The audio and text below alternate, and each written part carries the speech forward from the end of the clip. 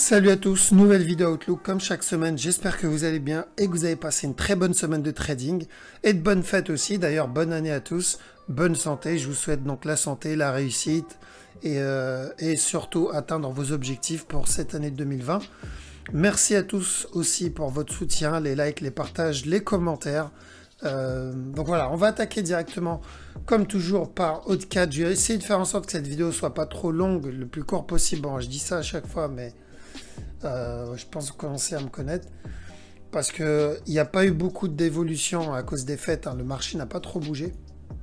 Donc on va faire Haut4. Haut4 la semaine dernière, je vous avais dit la semaine d'avant que j'attendais de la vente.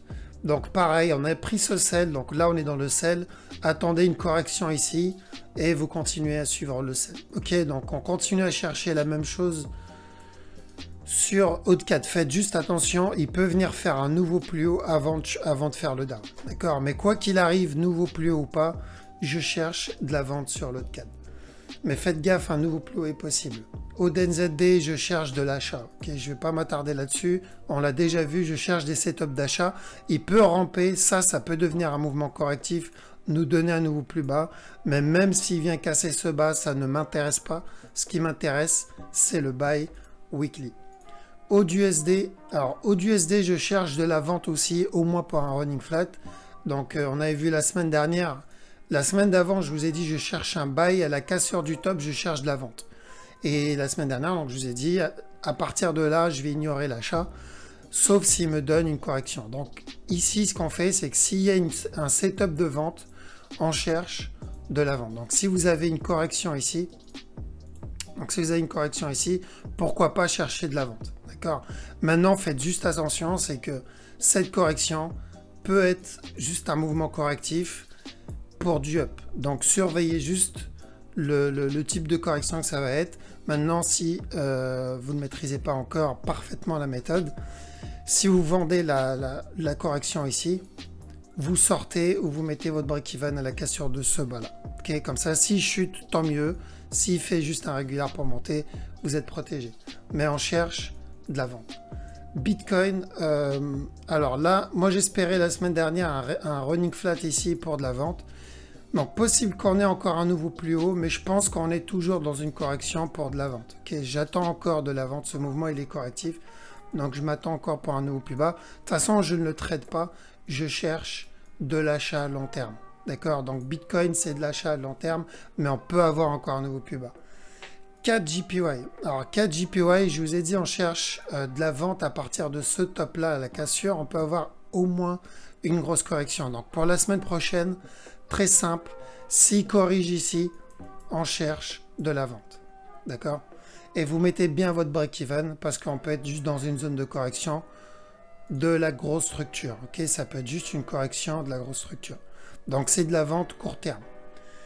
CHF JPY, alors CHF JPY idem. Donc on va chercher une correction pour de la vente. Ok? Pourquoi de la vente? Parce que idem, ça peut être juste une correction pour une continuation vers le haut. Donc ça peut être une grosse correction pour une continuation vers le haut. Ça peut être carrément un down. Comme je vous ai dit, pourquoi? Parce qu'on peut avoir un regular flat ici. Donc ça peut être un down. Ou ça peut être une correction. Donc dans les deux cas, on cherche de la vente. Donc vous attendez une correction et ensuite vendre. Euro-Oud. Euro-Oud, on cherche de l'achat sur ce move au minimum pour un running flat. Ok? Donc en petit time frame, vous attendez la fin de cette correction et ensuite, pourquoi pas chercher de la vente. Par contre, faites bien attention, ça peut être une correction en soi, un expanding pour un nouveau plus bas. Donc voilà pourquoi il faut bien attendre une correction ici si on veut chercher de l'achat. Ok, donc s'il n'y a pas de correction, il n'y a pas d'achat. Mais on va privilégier l'achat. Euro CHF, de l'achat aussi. Donc tant qu'il n'a pas cassé cette ligne-là, l'idéal, c'est qu'il vienne casser la trendline, il corrige au-dessus, et là, on cherche de l'achat sur Euro CHF. Aussi simple que ça. Ok? Donc, au moins pour un running flat en interne ici. Euro GBP. Euro GBP, idem. On attend la fin de la correction. Ça, on l'a vu il y a des semaines déjà. On attend la fin de la correction et on cherche de l'achat et on espère qu'il viendra toucher le take profit au top. Euro JPY. EuroJPY, pareil. Donc celui-là, j'attends une correction pour de la vente. Mais on fait attention à un possible running flat pour ce A, B, C ici. Si c'est le cas, il va nous donner un nouveau plus haut. À la cassure de ce top, on aura encore un nouveau plus bas. Ok. Donc c'est pour ça que je dis attendez une correction. Si vous vous rappelez bien, la semaine dernière, je vous ai dit de vendre ici. Je vous ai dit d'acheter la semaine d'avant dans cette zone ici. Je vous ai dit d'acheter pour un possible running et ensuite de vendre. Ok. Et la semaine dernière, on en était là et je vous ai dit on vend. Donc maintenant qu'on a eu ce sell, c'est un bon sell, le take profit doit être dans cette zone-là. À partir de là, vous faites attention. S'il corrige ici, c'est une continuation, donc on cherchera de la vente. Ok. Donc si vous avez correction, vente. Maintenant, si vous n'avez pas une correction, vous faites attention. Pourquoi? Parce que tout ça, ça peut être ou le régulier qu'on a vu, mais je n'y crois pas. Mais ça peut être plutôt aussi un running flat ici en interne. Ok, donc faites attention à cette probabilité. Donc voilà pourquoi attendez une correction. Donc je pense qu'on aura une correction et plutôt une continuation vers le bas. Enfin, c'est ce que j'espère pour EuroJPY. Euro NZD. Euro NZD, alors on en est où? Pareil, donc on va continuer à chercher de la chasse, de la vente, pardon, s'il continue à corriger. Donc s'il nous donne la même chose que ça ou ça, on va continuer à chercher de la vente. Mais bien attendre qu'il donne une correction. Donc nous, l'objectif, c'est de chercher le gros move. Ok, chercher ce down. À la cassure de ce bas, à ce moment-là, on commencera à chercher des setups d'achat. Mais pour le moment, s'il corrige, et apparemment ça y ressemble, mais bon, ça ne veut rien dire. Donc s'il continue à corriger, on cherche de la vente. Maintenant, fais gaffe. Pourquoi? Parce que moi, ce que je préfère pour du down, pour le gros down, c'est une correction au moins 4 heures. C'est-à-dire vraiment une grosse correction ici. Ça serait parfait. Pourquoi? Parce que ça validerait plus le sell. Ok? Mais bien attendre une correction. Pourquoi? Parce que EuroNZD, il peut venir faire un nouveau plus haut. C'est toujours possible. Eurosec. Eurosec, on est sur quel mouvement? Oui, j'attends une correction sur ce move aussi. Ok? Donc j'attends la correction et on cherche de la vente encore. Donc je continue à chercher de la vente sur Eurosec.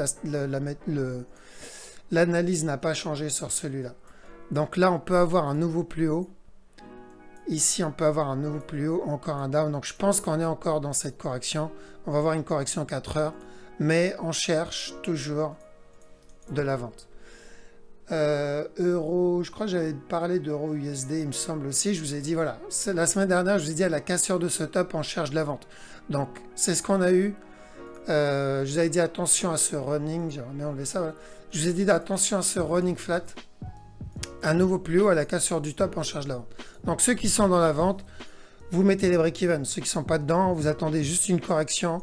Et ensuite, on cherche à vendre. D'accord? GBP Haute, idem. On a dit, on attend une correction et on vend. Pareil, on attend de la vente. Donc, dès que cette correction est terminée, on cherche à vendre. GBP Haute, ça ne change pas. GBP CAD, idem.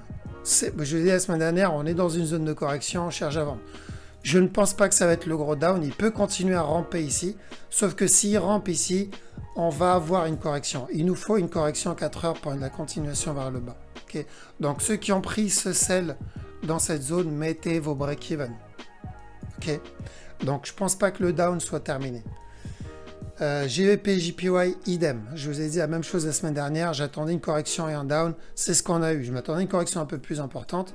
Donc, ceux qui sont rentrés dans ce sell-là, hop, ceux qui sont rentrés dans ce sell, mettez les break-even aussi. Ok? Pourquoi? Parce qu'il peut venir casser et ensuite entamer une grosse correction. Mais j'attends toujours, bien sûr, encore une continuation vers le bas pour GBP, JPY. GBP, NZD, idem. Correction, continuation vers le bas pour celui-là. D'accord? Maintenant, attention à ce mouvement-là. On va y aller en 1 heure.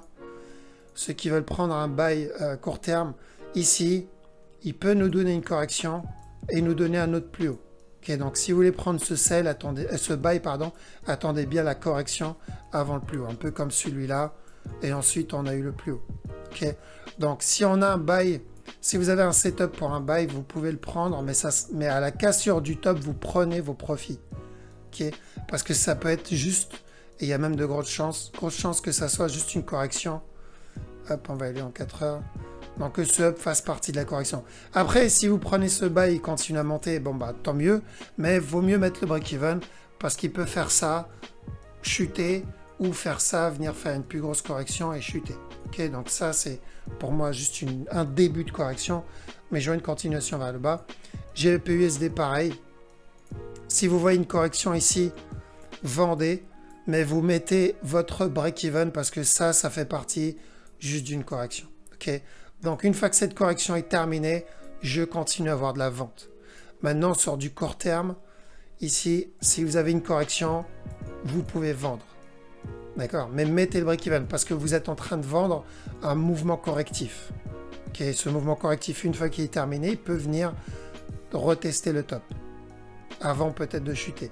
D'accord, mais pour le moment, cherchez de la vente si vous avez une correction sur GBP USD aussi.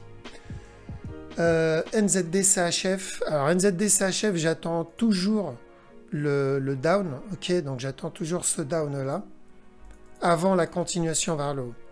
On l'a pas eu, donc la semaine d'avant, je vous ai dit que j'attendais une correction ici, un dernier plus haut et ensuite peut-être le down. Donc possible qu'on soit encore dans cette correction. Donc on peut avoir ou une correction ici, un nouveau plus haut avant le down, ou on va avoir un nouveau plus haut tout de suite.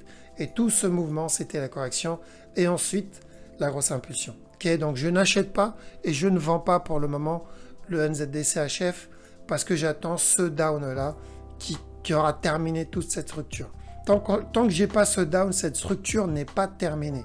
On est toujours dans une correction de ce mouvement là. Ok. USD CAD. USD CAD, j'attends toujours un buy sur le. Alors il a cassé ce bas. Ok. Donc si vous vous rappelez bien, la semaine dernière, je vous ai dit un de mes élèves a vu un possible contracting, donc le contracting ici, pour une continuation vers le bas. Donc apparemment c'est le cas. D'après la structure, il valide un contracting flat, mais on peut toujours avoir le running en interne. Mais je vais garder le contracting en tête.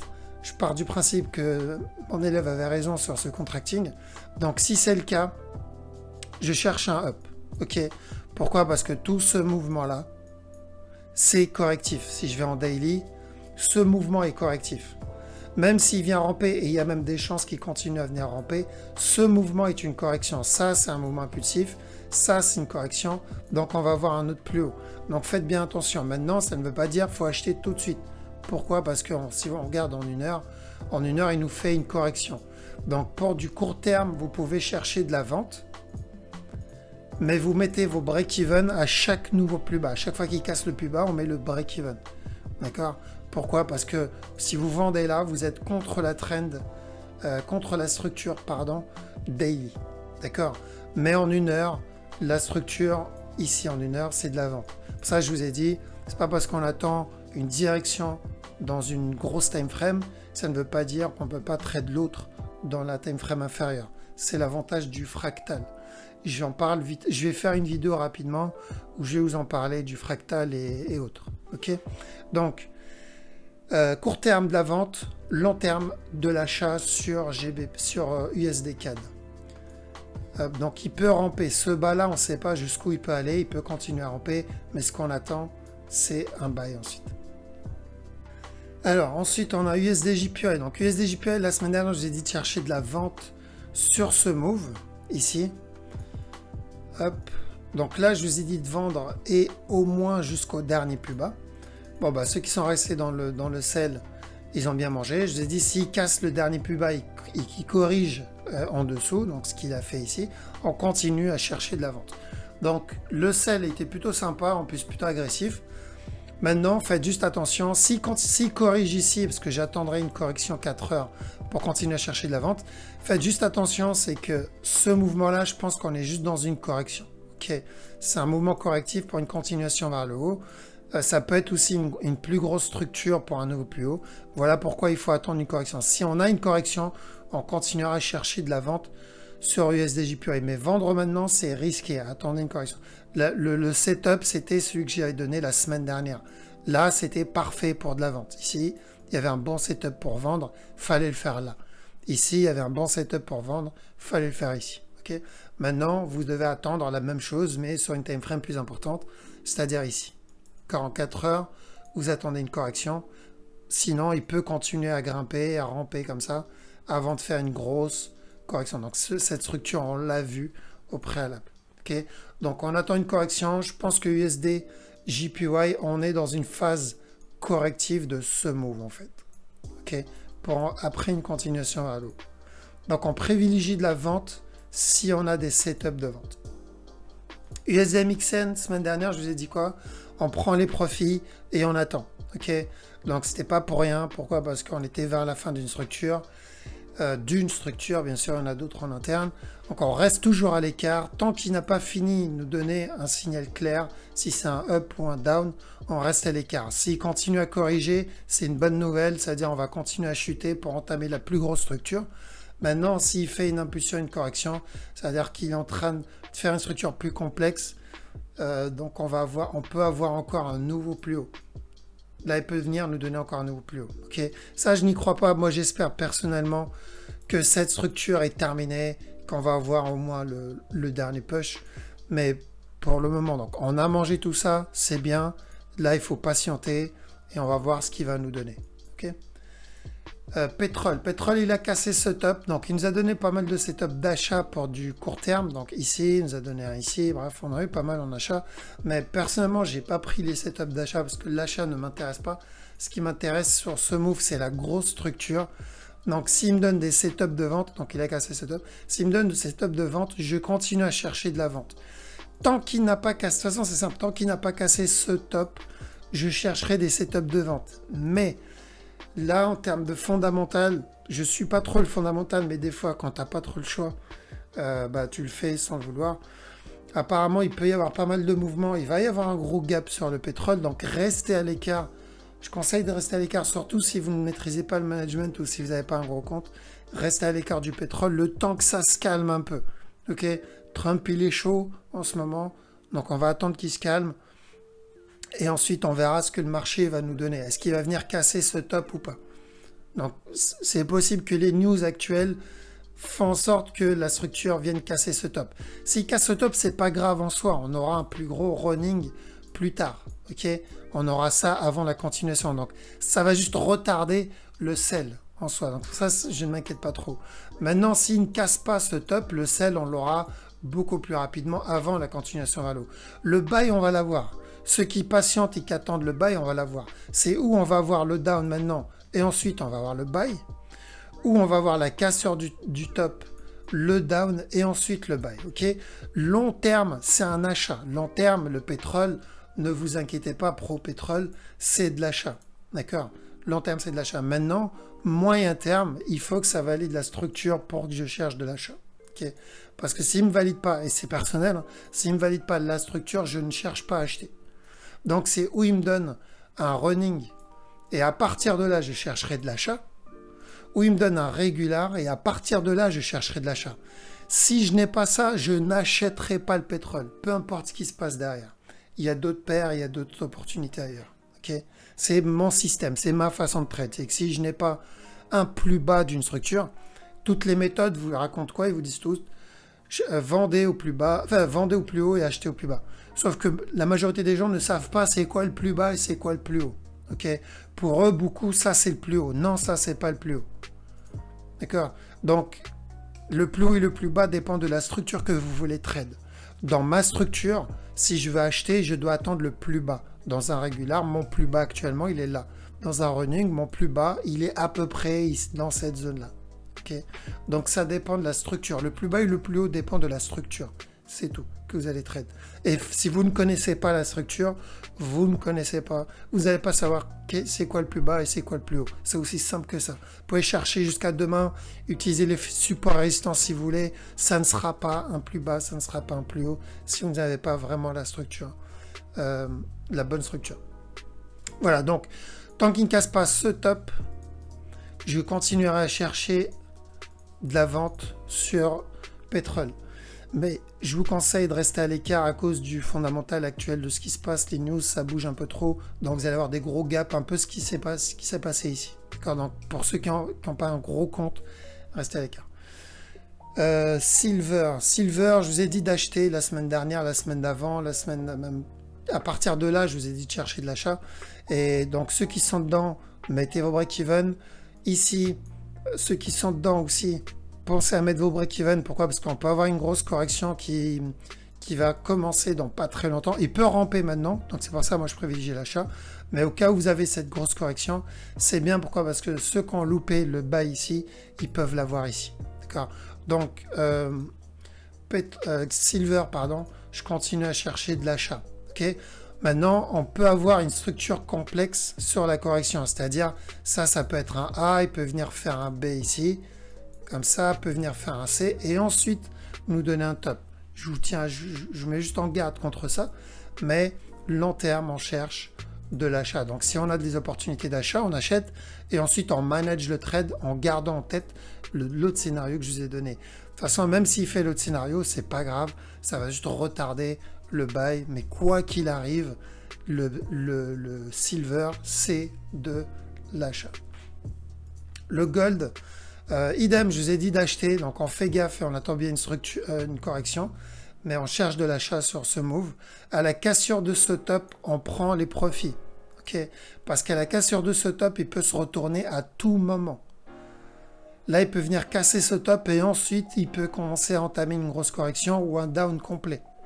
Moi, je m'attendrais plutôt à une grosse correction. Donc, on ne sait pas ce top, enfin, cette impulsion jusqu'où elle va monter. Donc, ceux qui sont dans le buy, quand je l'avais annoncé au dernier plus bas, mettez les break-even ou prenez vos profits. Ok? Donc, à la cassure du top, on attend une grosse correction au minimum. S'il fait une grosse correction, à ce moment-là, on cherchera une continuation vers le haut. Si c'est un retournement, ça, j'y crois un peu moins. Là, on attendra une impulsion vers le bas et ensuite une correction ici. D'accord? Donc prenez vos profits au top sur le gold. Et Ripple, enfin le Ripple, donc on est toujours sur un mouvement correctif pour moi. Hop. Donc on peut avoir un nouveau plus haut ici, ça peut être juste une correction, avoir un nouveau plus haut, mais je pense qu'il va continuer à ramper encore un peu. Donc plutôt dans une downtrend, mouvement correctif pour une continuation vers le bas sur le Ripple. Voilà, donc on va faire, je pense que la vidéo n'est pas trop longue, donc ça va, on va faire un petit tour. USD-ZAR, vous attendez une correction sur ce move. Je pense pas que ce up va venir casser ce top, ok, mais on va attendre un signal. S'il corrige ici, pourquoi pas prendre le buy, d'accord, mais mettez le break-even parce que ce buy peut être ou un début de correction, c'est-à-dire vraiment faire un up, down, up pour une continuation vers le bas. Pourquoi? Parce que la structure sur du D1, c'est toujours du down. Maintenant, au cas où il corrige et vient casser un nouveau plus haut, enfin venir faire un nouveau plus haut, c'est toujours une opportunité à prendre. Et je pense que s'il monte, je pense pas qu'il va venir faire un nouveau plus haut, mais peut-être pourquoi pas un running en interne et un nouveau plus bas derrière. Ok, donc s'il corrige, on continue à chercher de la vente sur du 4 heures, sur du 1 heure. S'il donne un flag ici, pourquoi pas prendre de l'achat, mais on met le break-even parce que ça peut être court terme. Et il y a l'USD, voilà, il y a celui-là aussi, donc l'USD Try, celui-là de la vente. Donc tant qu'il ne casse pas ce top, vous cherchez de la vente. Et j'ai envie de dire, même s'il vient casser ce top, on cherche de la vente sur l'USD Trade. Donc celui-là, si vous avez des setups de vente, on vend. Ok, pour moi ça c'est un A. Là on est dans un B, on va avoir un C. Donc privilégiez de la vente si vous avez des setups de vente sur l'USD Trade. Voilà, je pense qu'on a fait le tour. On va s'arrêter à là parce que sur les autres mouvements il n'y a pas de setup. Alors je voulais aller vite sur la vidéo. Pourquoi? Parce que j'ai remarqué, j'ai regardé un peu mes analyses YouTube. Je fais des vidéos d'1 heure, mais la durée moyenne de visionnage est de 6 minutes. Et encore, il y a de l'amélioration. C'est-à-dire que la majorité des personnes qui regardent mes vidéos ne peuvent pas rester concentrées plus de 6 minutes. Donc, je me suis dit, pourquoi faire une vidéo d'1 heure s'il n'y a que 6 minutes de cette heure qui sont visionnées. Donc, du coup, je vais essayer de faire des vidéos un peu plus rapides pour que ça soit un peu moins long pour vous et donner un peu plus de détails quand même, malgré la rapidité. C'est pas évident, mais j'essaye. Mais voilà. Donc je me plie hein, par rapport à votre style, par rapport à vos habitudes. Donc j'espère que la vidéo vous a plu quand même. Donc n'hésitez pas à me donner vos avis en commentaire par rapport à votre style de visionnage. Si vous aimez bien tout regarder, si vous aimez bien sauter à la paire que vous suivez, ou comment vous faites. Moi ça m'intéresse d'avoir en fait l'autre côté, l'envers du décor. Donc voir comment vous faites. Ok, donc n'hésitez pas à partager ça avec moi, ça va m'aider sur mes futures vidéos aussi. Voilà, sur ce, je vous remercie d'avoir visionné la vidéo. Je vous dis à la semaine prochaine. Bon week-end à tous et encore une fois, bonne année. Ciao.